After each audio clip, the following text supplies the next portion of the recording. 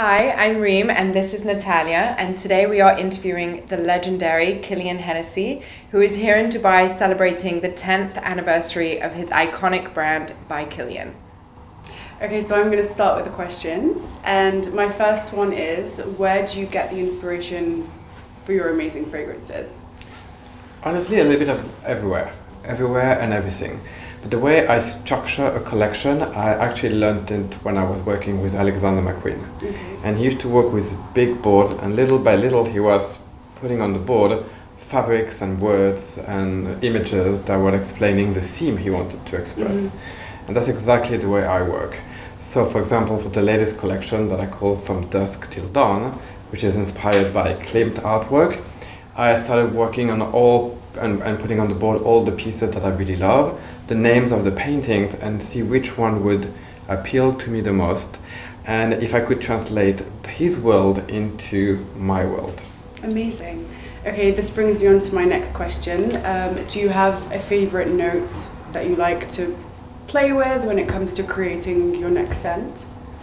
Well, I love all the notes that are woodsy, ambery, vanilla-y, kind of.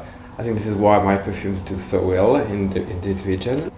Yeah, your fragrances are very rich and it comes through in the packaging. How important is it for you to have these iconic black, gold, white, very strong, very bold packaging for your fragrances? Well, I'm not looking to do something bold. I'm looking to create products that, number one, would appeal to me. Number two, would be a statement in the sense that you would have never seen it in the market. When I come up with a scent or a name or an idea that I feel is too close to something I have seen in the past, I just put it away because it doesn't interest me to do even remotely a copy of something that exists. Right. So it's more challenging, it takes more time, but the reward is bigger. Of course, yeah, you don't want to repeat history, you want to Correct. make your new story. So tell us about the new trend that everyone is loving at the moment, which is layering fragrances. So we will finally be able to do that with my brand because customers have been requesting to do the layering and to have actually the shower gel, the body lotion, the body cream for quite some time. But you know, I truly believe that real luxury should not be disposable. For me, a true luxury object should be an object you almost keep all your life. And I did that with the bottle because all the bottles are refillable. They come in cases that are reusable, either in jewelry boxes or clutches. And I wanted to do the same with the Bath and Body line, which seems a little cuckoo when you think about it. It's amazing. But still, and it took me a while in order to be able to come up with a shape and a concept that would allow me to do that. Because when you think about it, in your bathroom, well, everything is always very clean, but it's mostly plastic tubes, right? And doesn't look really good in your bathroom. So I wanted an object that would actually be a gorgeous, stunning object in your bathroom, but that could also be refillable. So we come up with these resin vessels that are all carved on the side with the same Achilles shield motif as in the bottles. Gorgeous. But super simple way. Wow. Those can be refilled. I love very that. cool. That's so cool. Yeah. I love that. That's beautiful. Thank you. So there is a hole at the bottom so the water can flow out. There's also a little foam, so you know, because in your bathroom usually it's all corian or marble, so it slides very quickly. So we added a foam so it sticks to your bathroom. Amazing. But at the end, I hope customers will find that they can enhance the bathroom with a beautiful object, and then the refill is just a normal price. Amazing. So how would you begin the layering process? So let's do it. Yes, let's. So we would start with, do you like Good Girl Gone Bad? You're fine with I that? love Good Girl Yeah. Gone Great. Bad. So let's start with the shower gel. So I'll apply a little bit on the top of your hand. Okay, now you can massage. Oh, it's so rich. Smell. So the smell is actually something that took me such a long time because, as you can imagine, the quality of the ingredient, you know, the eau de parfum needed to be translated in a soap base or in a lotion base. But I like how it's also quite subtle. It's not very overpowering. especially in a For a soap. shower gel, Yeah, yeah. exactly. So Amazing. let's now take out half as if you will. And then we will do the body lotion. Is that this one? Yes. Up. So the texture is light because we're also coming with a body cream in 1 year. But it's not that light actually. I'm just stealing some. It's really nice. Oh, I love that. It's nice, huh? Yeah. And it's amazing. so close, almost perfectly close to the original eau de parfum, which is Okay. what I wanted. Because very often you look at the body lotion or the shower gel and you're like, it's not that close to the eau de parfum. So you feel Right. like you're combining two scents that actually don't fit together. Right. And that's why it took me 2 years just to get so close to the quality of the eau de parfum.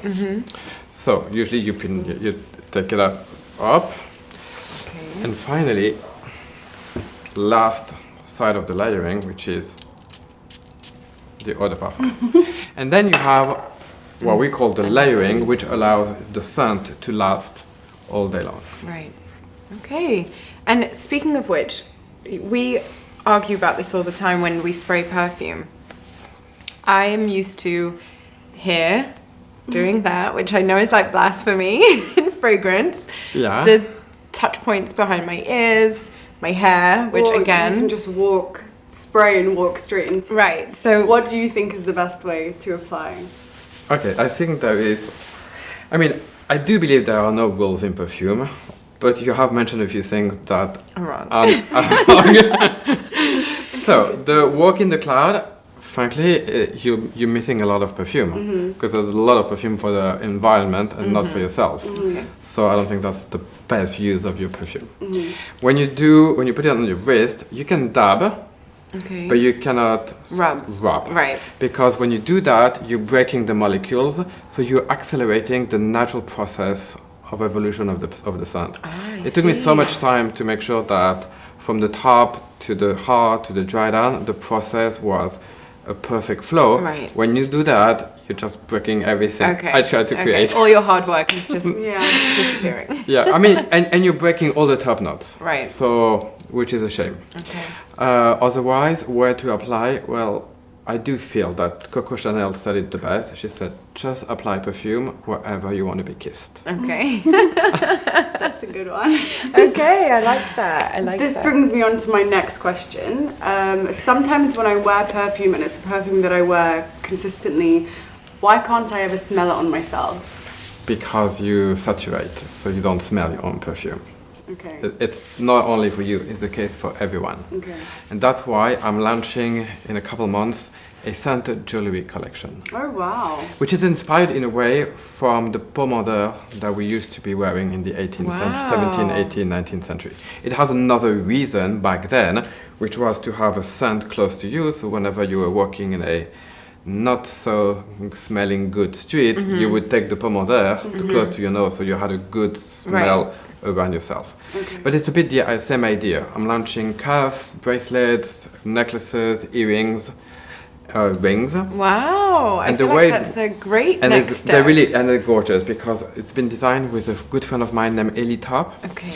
Elie has his own fine jewelry line today, but he has been the jewelry designer for Albert Elbaz at Lanvin for the last 15 years. So if you own one piece of Lanvin jewelry, it's by Elie Top. Amazing. And the way it works is that it slides and opens, and then there's a location for ceramic stone. You know, when you go to perfumeries or department stores, very often now you discover perfumes on stones, on ceramic. Ceramic is a completely neutral and porous stone. So if you spray it with perfume, it just absorbs it and then restitute it at the best way possible. Okay. So we have developed those ceramic pieces that are made to measure for every piece of jewelry. We insert it in the jewelry. Honestly, you don't even see that there is a stone or anything. But because the jewelry is perforated, the perfume comes out through the perforation. And to answer your question, what's amazing about the jewelry is that you get actually to enjoy your scent again. Amazing. Because each time when you have it in your earrings and you move, you get whips of your perfume. Yeah. I'm When you excited. when you have it in the ring or the bracelet, each time you take your phone, you get a whiff of your perfume. That's So that's the comment we're having from every woman, is that I have big thank yous because they get to enjoy their scent again. Of course. Because you're not wearing it, obviously you're wearing it for other people, but you're also wearing it for yourself. And I True, get paranoid. Like, but as of now, it's a big pleasure for everyone around you, exactly. except yourself. Exactly. You know, except when the taxi driver tells you, "Oh, you smell so good," you know, like, "Oh, thank you." Okay. And what took you into this line of work? Oh, I always worked in the perfume industry. I wrote my thesis in college on the semantics of scents. Wow. Amazing. I'd love to read that actually. Oh, I promise you, you don't want to Oh, read really? that. No, it's so technical. But anyway, in order to understand what I would be writing about, I did a perfumer school in parallel with my 5th year. And at that time, I interviewed a very young perfumer named Jacques Cavalier. And I was really lucky because Jacques became my mentor, my teacher. And today Jacques is the in-house perfumer for Louis Vuitton. The new So line. I was well trained, if you want to say so. Yeah. Amazing. And that was in Grasse, I believe, right? Where No, he's based? no, Grasse is really a beautiful museum. Okay. But all the perfume houses are either in New York, Paris, or Geneva for most. Amazing. And what would you say is your career highlight so far? I don't know, just the fact to exist, 10 years down the road and having such amazing expansion plan. If the ideal world scenario is for me to have built a brand that would last long after I'm gone. Okay. Legendary. Yeah. And would you ever do anything exclusive for our region? Yes. Yes? I'm actually launching something You are? exclusively for your region for Valentine's Amazing. Day next year. Oh, I'm Amazing. excited. Okay, yeah, something Yeah. to look forward to. Yeah, we can definitely look forward to that. Yeah. Marshmallow and oud. Oh, Nice. Yeah. Really? Yeah, really. That Wow. sounds like a super interesting combination. I'm excited to smell that one. Yeah, me too. Okay, one last question. You are celebrating your 10th anniversary this year. Do you have any specific highlights over the past 10 years? What have been your favorite moments? Do you have a favorite fragrance that you're not really allowed to? Obviously, you can't just pick one, but do you secretly have one that you're in love with? Not really. It's like having kids. You cannot choose from kids. But if one goes to Harvard and the other one doesn't finish high school, one makes you a little bit more proud than the other one, right? So it's a little bit the same thing with perfume. Some perfume have become such iconic perfumes that I'm so proud of them. But I don't like them more than others. Yeah. And actually, personally, I wear some scents that we are discontinuing, except the refill. Okay. Well, thank you so much for No, chatting thank with you. us and giving us It's been a pleasure, and it's been amazing insight. finding out so Yeah. much more about the brand. really lovely. Thank you. See you soon. Thank you.